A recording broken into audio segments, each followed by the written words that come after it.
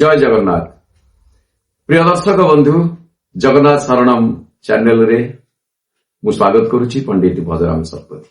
आसतु जानि नबा कोन रहिछि आजिर संक्षिप्त पंजिका।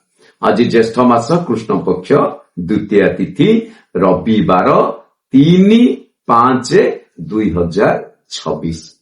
सूर्योदय श्रीक्षेत्र पुरी को 5:20:30 सूर्यास्त 6:06:36।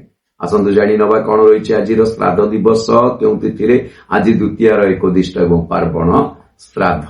आज बोईतालु भक्षण निषेध। आजिर निषिद्ध खाद्य बोईतालु। तेबे आसतु जानि नबा कोन रहिछि आजिर शुभ बेला। शुभ बेला अछि सूर्य उदय ठारु 6:06 मध्यरे। आज 6:06 ठारु 9:18 मध्यरे शुभ बेला। पुनः 7:45 ठारु 9:21 मध्यरे शुभ बेला सकाळ। आज महेंद्र बेला रहिछि प्रातरु अर्थ सूर्य उदय ठारु 6:08 मध्यरे एवं पुणी रहिछि 12:29 ठारु 1:17 मध्यरे। तापरे आपण माने पाई परिबे रात्रि 6:57 ठारु 7:45 मध्यरे एवं पुनः 12:33 ठारु रात्रि 3:45 पर्यंत पाई परिबे महेंद्र बेला। ये तो थिला शुभ बेला एवं महेंद्र बेला। आसतु जानि नबा कोन रहिछि 12टी जाक राशिकर संक्षिप्त राशिफल। राशि चक्रर प्रथम राशि मेष राशि। देह टिके असुस्थ देखा देई पारे, महाप्रभु प्रति ध्यान रखंतु। एवं वृष राशि सुख शांति रे दिनटी अतिबाहित हेबार बहु संभावना रहिछि। मिथुन राशि टिके आत्मबडिमा प्रकाश पाई पारे मन भितरे।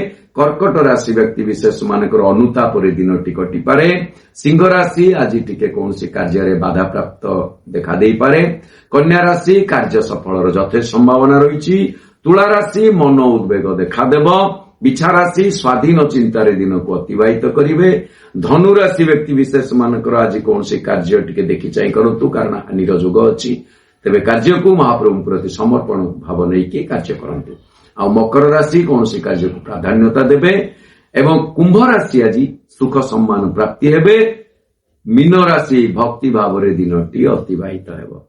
दर्शक बंधु एते थिला 12टी जाक राशिकर संक्षिप्त राशिफल सहित आजिर संक्षिप्त पंजिका। एमती जोड़ी रुहंतु। पुणी आमे आगामी काली प्रातः समय आसीबा दिनर पंजिका विषय। धन्यवाद। जय जगन्नाथ।